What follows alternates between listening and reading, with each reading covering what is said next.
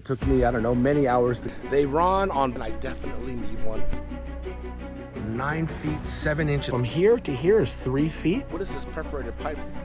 Still got some water. Man, great workout. Hoʻomalu, Hana Hui A Maui. Aloha, my ohana.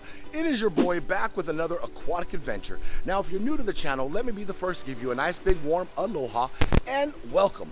On this channel, we talk about everything aquatics, and behind me here, that big blue tarp is Tiki Falls 4.0, my 4,000-gallon koi pond. If you haven't seen the last video, I'll put a card up above right there. Go ahead and click that card.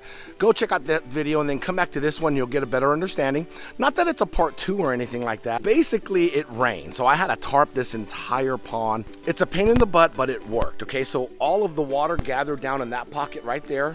And you can't really see because the wind's blowing the tarp, but it gathered in a pocket down there. And I basically just stuck a submersible pump down in there, ran my hose, kind of made this contraption here. Well, it goes down this tube and it washes out over there.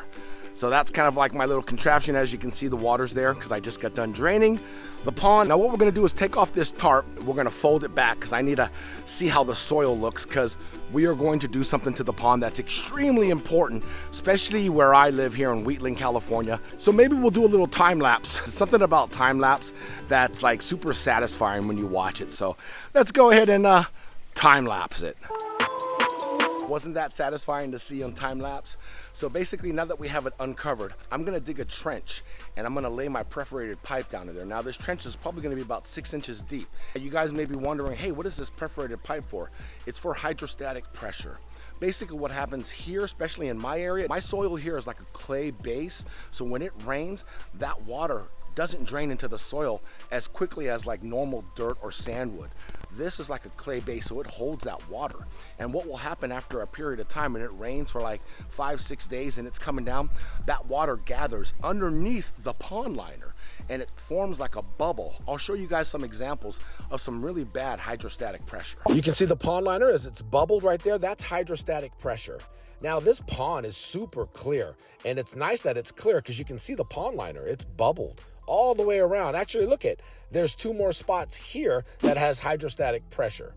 It's so bad, they look like, I don't know, hippos surfacing, right? Look at that. And here's another pond. I'm gonna show you guys right here. Look at this. This is hydrostatic pressure. Not as bad, but it still moves the gravel. In front of the waterfall, the entire floor has risen up.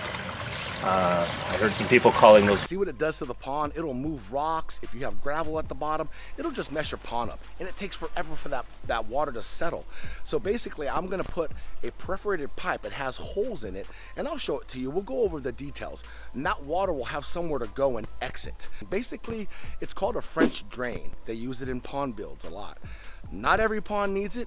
It doesn't hurt to add one. And in my situation, I definitely need one for my clay-based soil. So let's get to it. Let's go down inside here and I'll show you guys what we're gonna do. All right, so I basically have my perforated pipe. You can see the holes down on the sides of the pipe. They run on both sides of the pipe all the way down.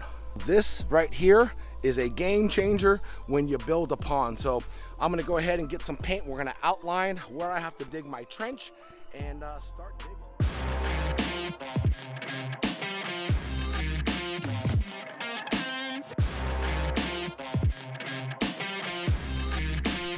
There it is. We have our trench outlined, and this is where we have to dig for our perforated pipe all the way there.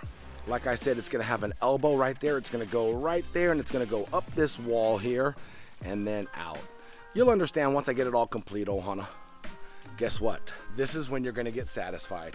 It's time lapse time. Let's go.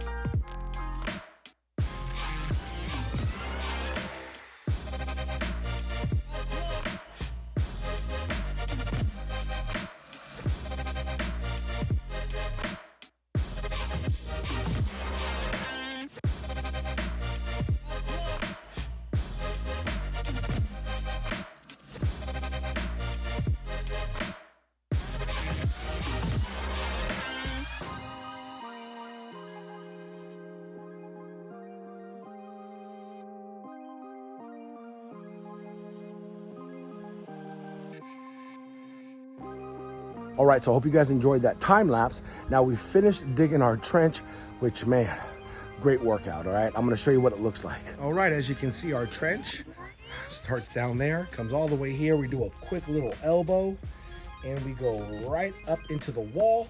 And I am gonna put the pipe together, and then you'll see what I mean. But first, we gotta put a sleeve on it. All right, so we have our perforated pipe here. Each one of these are about 9 feet, 7 inches long. So we're gonna connect both of these together. So approximately have about 20 feet of perforated pipe. As you can see way down there, there's an elbow piece.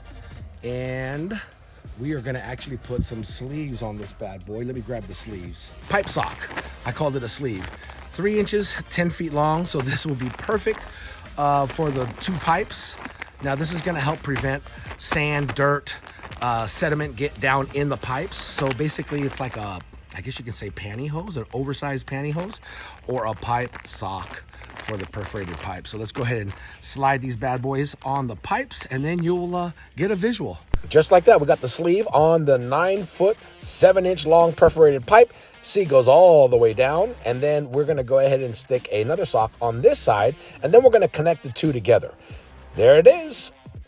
18, or I should say 19 plus feet of perforated pipe with the sock. Now, we're not just going to take this pipe and stick it down in the trench.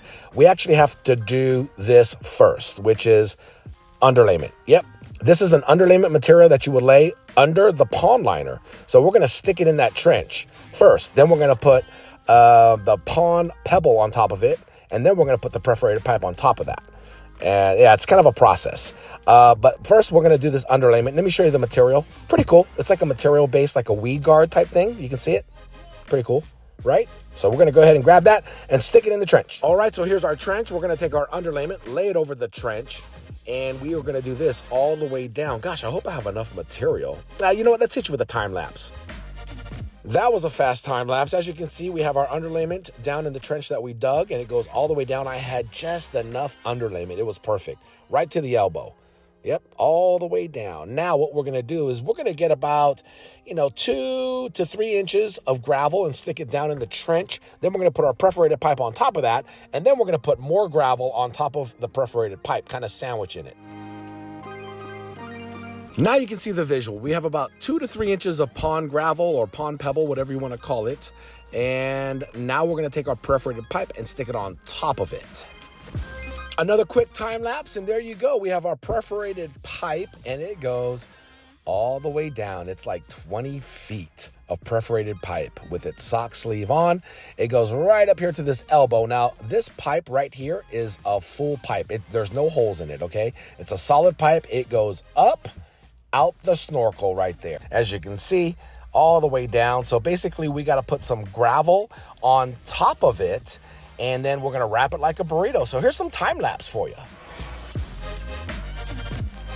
Okay, like you saw in the time lapse, we actually folded it over, like I was explaining to you guys, like a burrito. So we got those rocks covered. It's nice and level with the pond ground, as you can see, all the way down.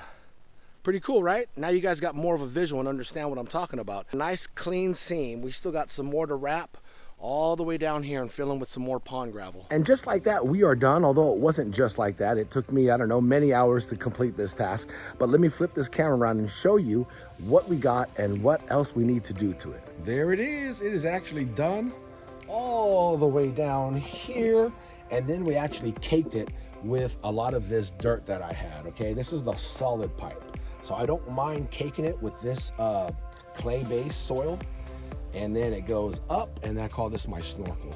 So I'm gonna buy another 20 feet of pipe, and I'm gonna connect it to this, and it's going to run out towards the back of the fence there. So this is Nini. Hi, Nini.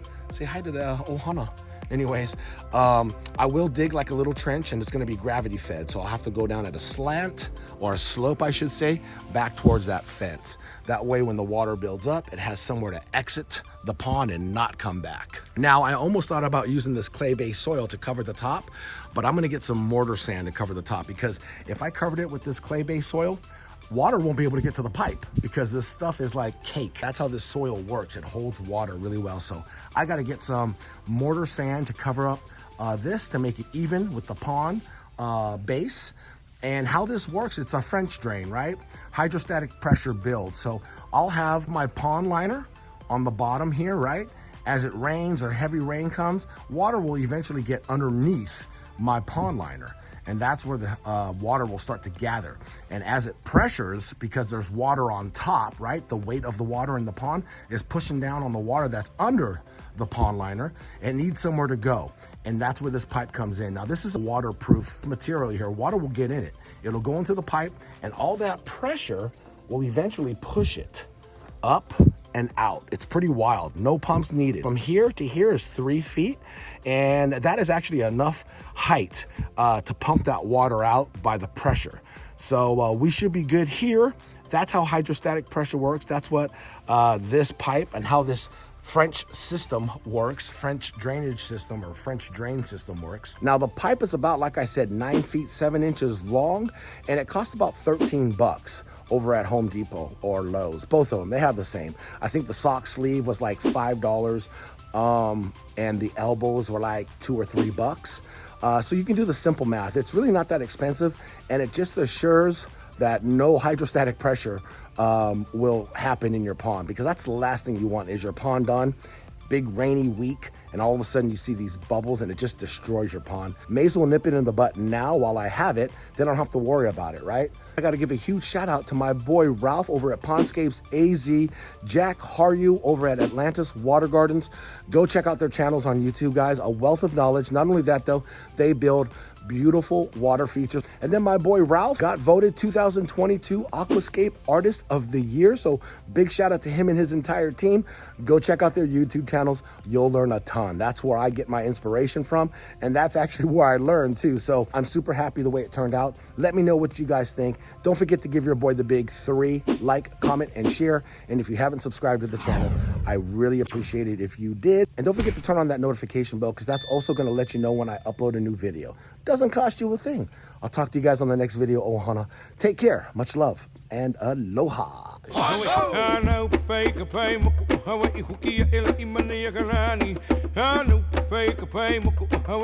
A Maui.